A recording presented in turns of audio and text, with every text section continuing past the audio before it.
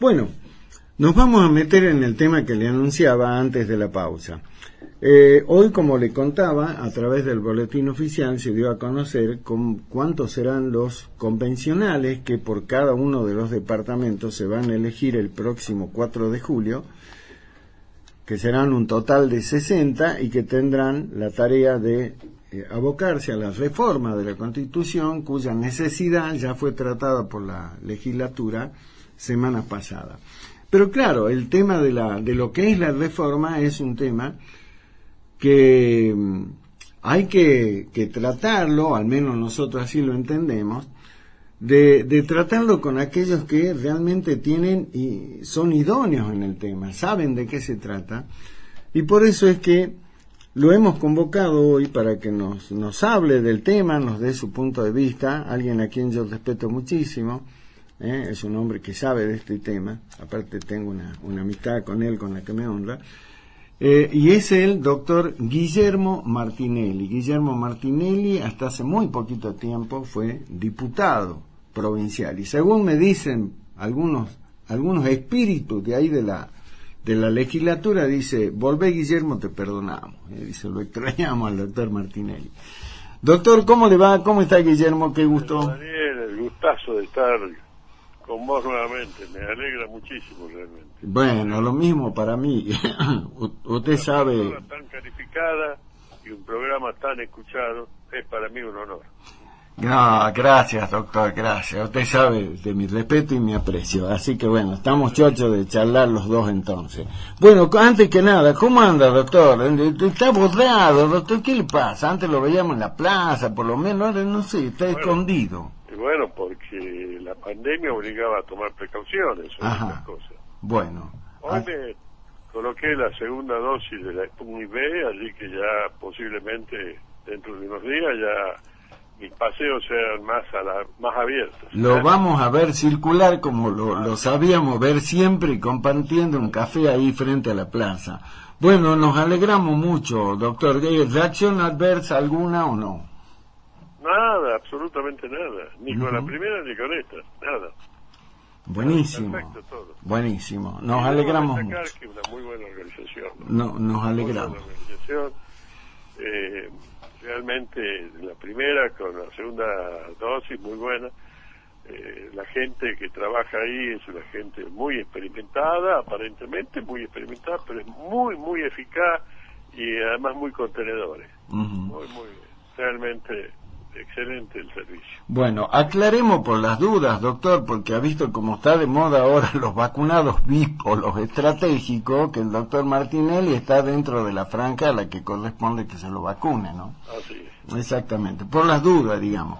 Bueno, nos alegramos mucho, Guillermo, nos alegramos mucho. Bueno, ¿cuál es la idea? Escucharlo, fundamentalmente. Usted, como digo, es un hombre, una palabra autorizada, un hombre idóneo con todo este tema de la reforma.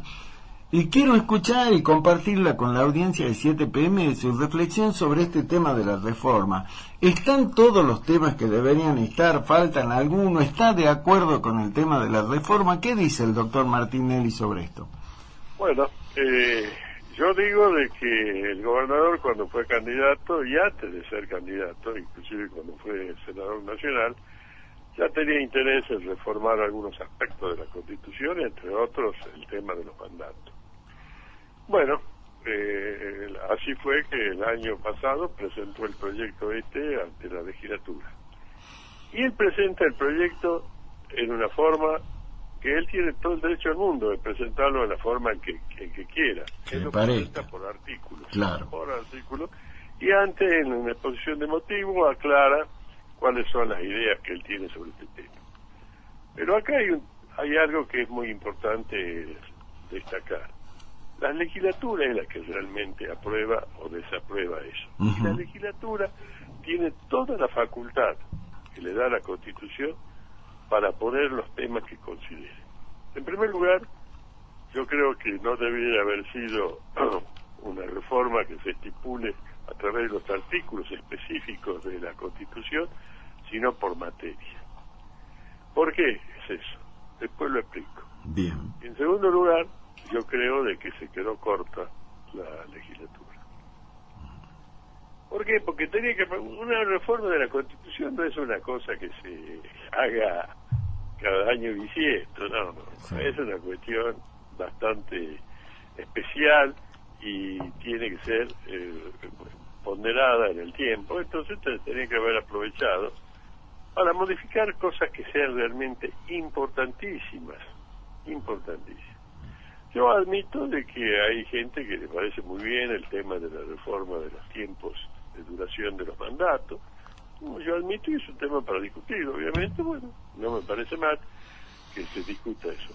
Pero lo que sí no me parece bien es de que se haya acotado a eso únicamente. Así como la legislatura excluyó la posibilidad de incluir dentro de la nueva reforma el viceintendente en cualquiera de los municipios de la provincia, bueno, podría haber incluido otros temas que son necesarios. A mí, dentro de mi punto de vista, son importantes y son necesarios. Y hay otros que, bueno, que realmente tienen una mirada ordenativa, como es el tema, por ejemplo, que la legislatura empieza a funcionar no el 1 de abril, sino el 1 de marzo. Bueno, es una cuestión opinable, pero bueno, antes era así. Después, en el 98, pasó a ser el 1 de abril. ¿Por qué eso? Porque, bueno, la legislatura, en realidad, no tiene que ser una fábrica de leyes a todo trapo y que los legisladores se destaquen por presentar muchos proyectos. Sí, señor. Qué importante esto que dice Guillermo, qué importante esto, porque últimamente, y seguramente a usted le pasa, algunos califican una buena o mala tarea legislativa y dicen, ¿cuántos proyectos has presentado vos? Yo he presentado 100, ¿y vos cuántos has presentado? ¿Y qué tendrá que ver? No, mire, eso realmente sí lo condiciona a los legisladores. Entonces se presenta proyectos de todo, e inclusive... Exactamente. Inclusive proyectos que ya se han tratado, sí, que algunos han sido rechazados inclusive, y algunos que ya están de alguna manera aprobados, por ejemplo. Es decir, no puede atosigarse a la ciudadanía de una provincia con todo un cúmulo de leyes. Claro. No, es realmente imposible vivir, imposible vivir. Entonces la legislatura no es un órgano que tenga que estar todos los días sancionando leyes, porque eso lo hace eficaz, y si no sanciona, no lo hace eficaz. No es así. Yo creo que la legislatura tiene además otras funciones que es primordial, que es el control de el controlor, claro, el ejecutivo, cosa que realmente muy poco se hace. Y se hace muy poco porque casi siempre se ha dado que el gobernador siempre está acompañado por una mayoría en ambas cámaras. Entonces, el controlador es un controlador bastante light que se hace a través de los pedidos de informes. Pero, por ejemplo, usted sabe que hace años que es corresponsal de la legislatura, podríamos decir, y sin embargo no ha visto nunca una interpelación a un ministro. Exacto. Lo único que se hace al ministro muchas veces es llamarlo a la presidencia. Invitarlo a la presidencia del cuerpo. Cuando tendría que ser una interpelación. Sí. Para que la interpelación realmente tenga la importancia de que eso significa que la legislatura se está adentrando en todo el tema de lo que lo convoca al ministro. Exacto. Eso es como si no existiera en la Constitución. Exacto. Como si no existiera. Y para que además el pueblo de la provincia conozca, claro. Bueno, ahora no lo conoce. Bueno, pues ese es el problema que también se da en otras cuestiones. El problema de que la mayoría siempre acompaña al gobernador. Cuando la legislatura, de acuerdo por definición republicana, tendría que ser un poder absolutamente independiente. No lo es. Lamentablemente, Daniel, no lo es. Sí, lo vemos en la práctica. En la práctica, siempre ha sido así. Entonces, las voces que por ahí son discordantes, no es porque sea oficialismo u opositor, sino por las condiciones que son de respetar en la legislatura, que uno tiene que tener disensos, puntos de vista diferentes. Y se tiene que trabajar mucho en las comisiones, también con una mirada independiente, en favor precisamente del pueblo de la provincia. Pero Bueno, claro, el tema, perdón, yo nunca fui legislador, bueno, pero tengo 35 años de periodismo político, escuchándolo usted, viendo a otros también, o sea, yo creo que la base de la labor legislativa está arrancar, a lo mejor con diferencia, y en base a ese trabajo que se hace en comisiones y demás, buscar el consenso. Y creo que ahí se cumple el objetivo de eso que se llama parlamentar, hablar, consensuar. Sí. Y en las comisiones se llega quizás o no a un acuerdo sobre el texto propuesto o sobre el texto modificado. Claro. Entonces, tanto los legisladores de la comisión como cualquiera de los otros legisladores pueden presentar proyectos en disidencia, proyectos de minoría, por ejemplo, pero además en el debate en el recinto, que es lo más rico, bueno, eso es lo que tiene que propenderse, el debate. Y el debate no tiene que estar demasiado acotado con el tiempo. Ahora tiene que ser de que 5 minutos ya es una barbaridad de tiempo que le dan a los legisladores para dedicar, y excepcionalmente algunos minutos más. Bueno, yo creo que no es así. No debe ser así. Bueno, pero volviendo al tema de la reforma en particular, yo creo que hay temas que, así como decía, que se ha apartado del proyecto de ley, lo de los viceintendentes, se podría haber incluido cosas importantes, como por ejemplo, precisamente por la calidad de la composición de ambas cámaras, es que el funcionamiento de contralor sobre el Poder Judicial, sobre los jueces, es casi inexistente. Porque a los jueces se lo controla a través del poder político. Y eso realmente merecería una reforma de fondo. No puede ser, y yo he sido miembro en ambos casos, tanto de los juicios políticos como del jurado de enjuiciamiento, donde esté conformado el jurado de enjuiciamiento por todos los integrantes del poder político y judicial. ¿Cómo puede ser que el juzgamiento de los jueces a través de la conducta que puedan haber desarrollado, que a criterio de alguno que lo denunció, puede ser suficiente para ser sacado del cargo, esté puesto a través de los mismos que lo pusieron, de los mismos que lo seleccionaron y de los mismos que son el contralor en el Poder Judicial? Esté compuesto por el presidente de la Corte, por un juez de la Corte, por 2 diputados, por 2 senadores y por un abogado elegido, uno por la Cámara de Diputados y otro por la Cámara de Senadores.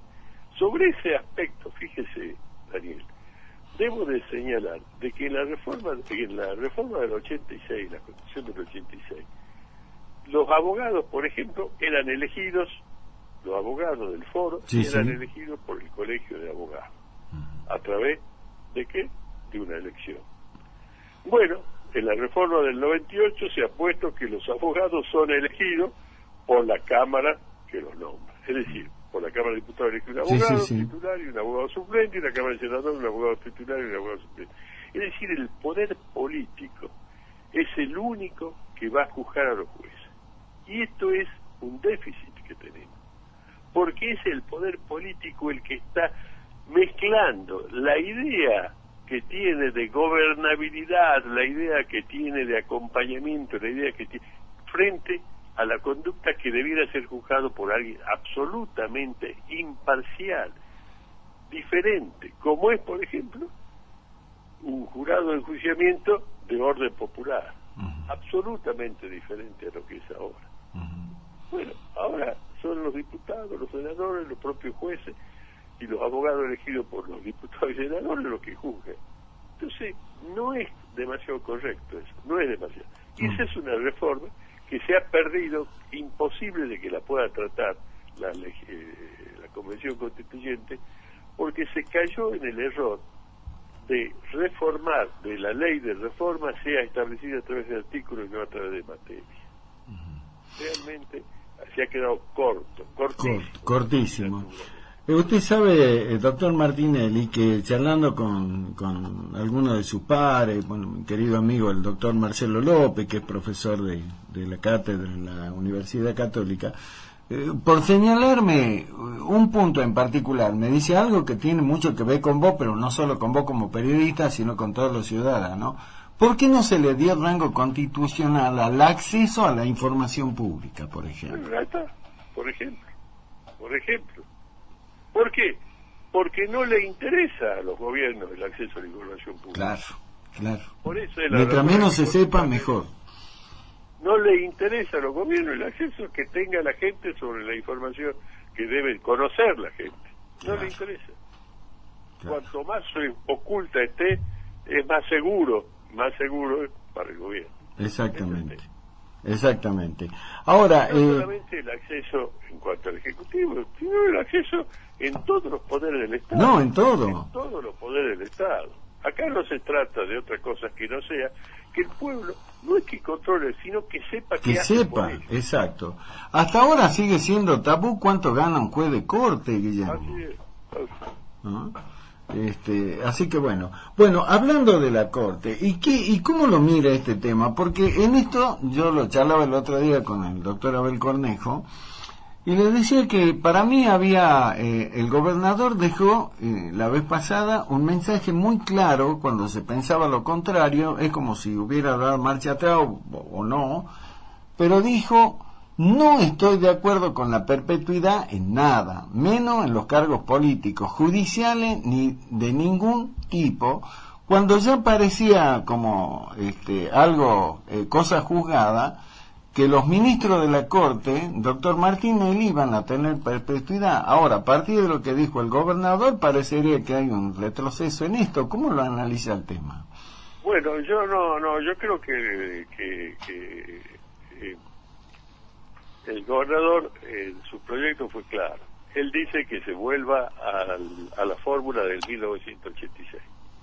O sea, no es que dio marcha atrás, sino que aclaró lo que quizás algunos no sabían. Está bueno que lo aclare, sí. Y la fórmula de 1986 es que se le da un acuerdo. Sí. Si a los 6 años el gobernador le vuelve a dar, mejor dicho, lo vuelve a nombrar con acuerdo del Senado nuevamente. Vuelve a enviar el pliego, digamos, al Senado. Sí. Si vuelve a enviar el pliego y el Senado le da de acuerdo, por segunda vez, pasa a ser ya inamovible. Bien. Eso es lo que plantea el gobernador. Bien. Está bueno que lo aclare, está muy bueno que lo aclare, doctor Martinelli, porque para muchos, y por eso yo repetí esto, es como que el gobernador había vuelto atrás con su idea original de la perpetuidad. No, él nunca lo planteó, a fuer de ser honesto, tengo que decir que él jamás lo planteó en esos términos, por lo menos en forma escrita, no lo planteó nunca en esos términos. Bien. Jamás. Bien, me parece muy bueno que lo aclare. Sí, él lo planteó diciendo de que se vuelva a la fórmula de 1986. Bueno, ¿y usted está de acuerdo con esa fórmula, Guillermo? ¿Cómo? ¿Usted está de acuerdo con esa fórmula con la que explicar una cosa que es muy importante la anécdota jurídica política. A ver. El único juez que desde el 86 en adelante tuvo acuerdo perpetuo fue el doctor Rodolfo José Urtubey. Sí. El único. El papá de quien fuera gobernador. ¿Cómo? El papá de quien fuera gobernador. Y que fue un excelente juez de la Corte y un excelente presidente de la Corte. Uh-huh. Gracias a él se tiene la ciudad judicial. Gracias a él.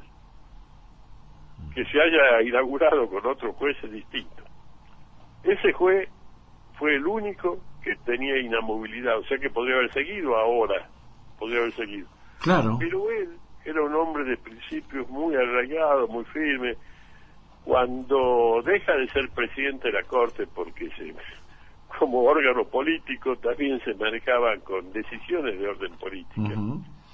Él deja de ser porque lo nombran a Posadas. Sí.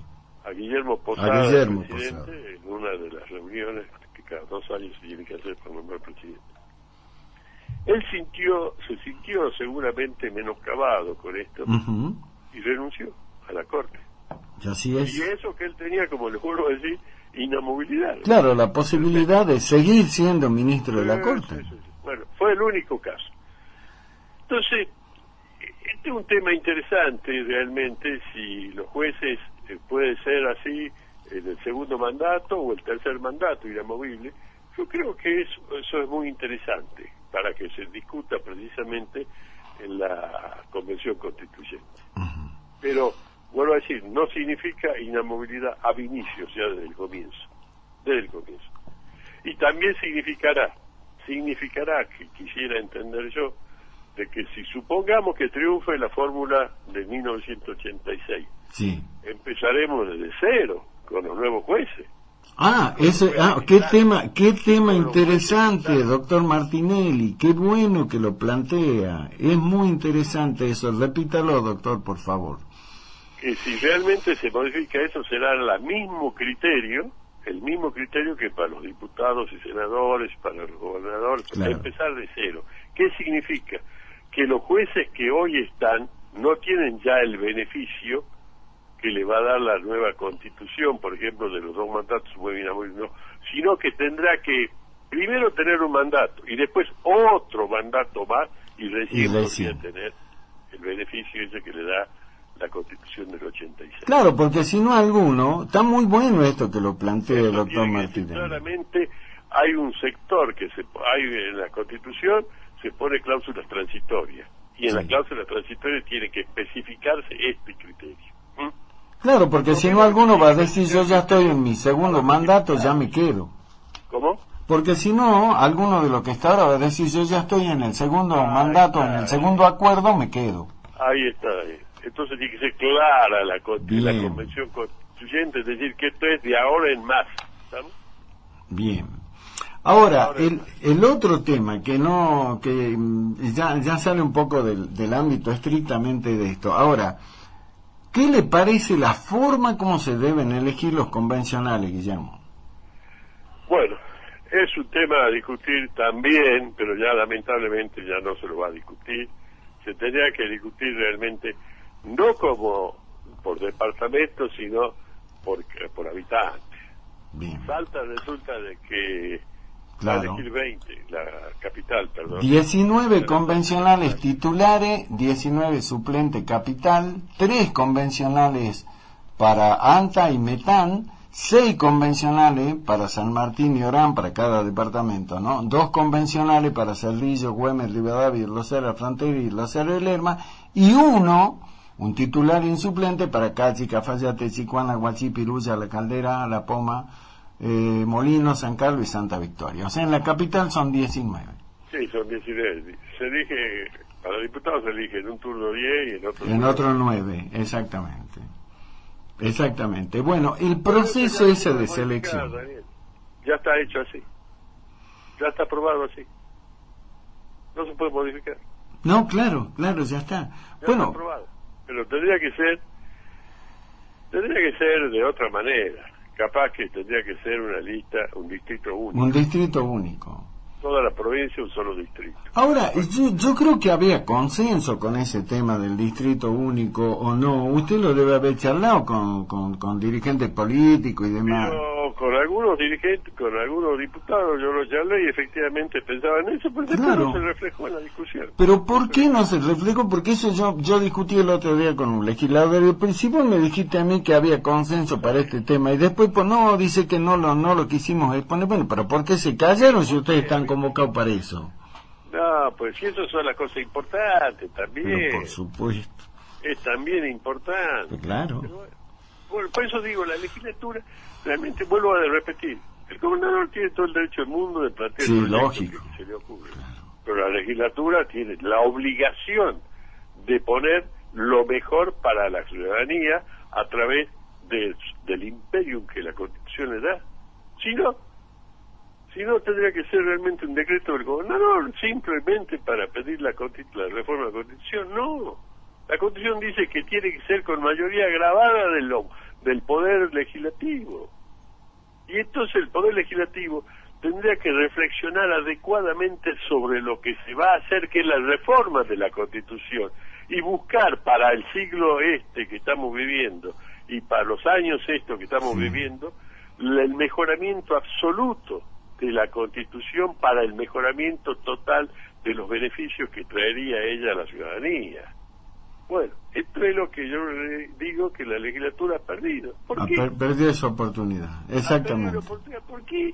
Porque son la mayoría oficialistas y no se entró en la discusión de serio. Ese es el problema. Claro, son oficialistas según el gobierno que le toque. Porque, son claro, siempre oficialistas. Claro, dice, yo no tengo la culpa que los gobiernos cambien, dicen. Cambian los gobiernos, pero... Claro, no tengo la culpa, dice. Somos no oficialistas. hombre, Claro, somos oficialistas. Yo no tengo la culpa. Ahora, dentro de este panorama, yo decía que no teníamos tanto interés, por eso le agradezco tanto que tengamos una charla esta, de hablar con los que saben, con los que realmente tienen una visión diferente. Doctor, ¿le interesa ser convencional dentro de este marco o no? La verdad que no sé si de interesarme, sí, yo digo que sí, que me puede interesar, pero le digo, el marco, lo que usted acaba de decir, Daniel, es lo adecuado. Hay un marco, lamentablemente, que no debiera existir. Ese es el problema. Entonces, en cambio, la Constitución del 86 y del 98 sí, claro. No tenía ese marco. No, claro. El único que la tuvo fue la del 2003, pero porque no fue una reforma, no, sino claro. fue aclaratoria. Exacto, eso fue otra cosa. Pero por eso quiero que la ciudadanía sepa, y como tu programa es un programa recontra escuchado, es importante que la gente sepa que la Constitución del 86, la Convención Constitucional del 86, la Constitución del 98, no tuvieron restricciones. Claro. No tuvieron, en cambio ahora vamos a tener restricciones. Sí. Entonces el marco que vos bien nos señalás, es el que realmente lo ata casi de pie y mano a los convencionales. Claro, es como que los convencionales ya van con un mandato y lo tienen que cumplir. Para colmo le dan 60 días, para colmo no ad honorem. Eso es otro error. Otro error, porque, claro. Es otro error. Claro. Eso, creer de que ad honorem es una ganga. Sí, dice, qué bueno, mirá, no. Únicamente van a ser convencionales constituyentes los que ya tienen sueldos. Pero por supuesto. Pero por supuesto, aquel que tenga sentido común y idea. De 8 horas por día. Claro, no va a decir, ¿cómo voy a dejar de laburar si yo vivo de esto para ir porque hay que ser full time, hay que ser responsable? Entonces, eso no es bueno. No, es por bueno supuesto. eso. Es muy demagógico eso, ¿no? Un favor inconmensurable para la provincia porque nos sobra el tiempo o nos sobra el dinero. Claro. No es así. Es muy demagógico, muy demagógico. No debe ser así.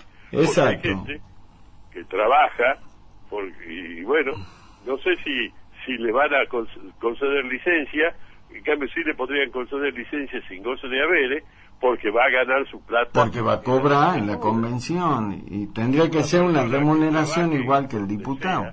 Va a poder pedir licencia con goce de haberes, la van a tener que conceder, porque va a tener un sueldo en la legislatura, en la convención constituyente, perdón, va a tener una remuneración equivalente a la que deja de percibir. Yo no digo que sea una canonjía. O lo mismo que gana un diputado, Guillermo.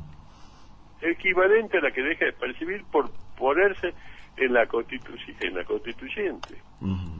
Así es. Bueno, la vez pasada hay una coincidencia enorme, ¿no? Con mucha gente con la que hablo, porque ¿sabe cuál podría ser el denominador común después de escucharlo usted, doctor Martinelli, y de otro? Se perdió una gran oportunidad. Así es, Daniel, es verdad. Así es, Daniel. Eso podría ser la síntesis de esta reforma. Absolutamente coincido con vos totalmente. Doctor, no le quiero quitar más tiempo, sabe que para mí es un gusto, un placer charlar con usted, así que bueno, hoy hablamos de este tema, pero la idea será en la medida en que ahora que ya tiene las 2 dosis de la Sputnik B, y que lo vamos a poder ver de nuevo como lo hace habitualmente, tengamos la posibilidad de hablar de lo que es la política en sí, ya fuera de la reforma, así que bueno, la idea será que lo estaremos convocando, doctor. Muchas gracias, Daniel, muchas gracias. Y tengo un mensaje, acá tengo un mensajito que me mandaron, no lo quiero dejar afuera, Tengo un mensaje, a ver, ya le digo, déjeme que abra. Si me llaman no lo puedo leer porque es gracioso. A ver, acá estoy, claro, me manda mensaje que después me llama. Dice, a ver, una satisfacción escucharlo al doctor Martinelli, esperando participe de la Convención Constituyente por cuanto es un profesional capacitado y estudioso, por sobre todo sensible a las necesidades humanas.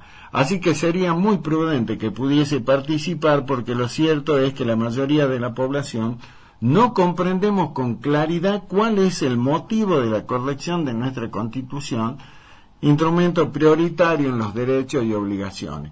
De tal manera mienten que se nos considera soberano. Gracias, doctor Martinelli, me alegra saludarlo. Este mensaje le manda la señora Catalina de Seriani. Muchas gracias. Muy amable, muy conceptuosa, muchísimas gracias. Bueno, nos estamos reencontrando, doctor Martinelli, reitero, un placer charlar con usted. Nos vemos. Gracias, doctor. Chau.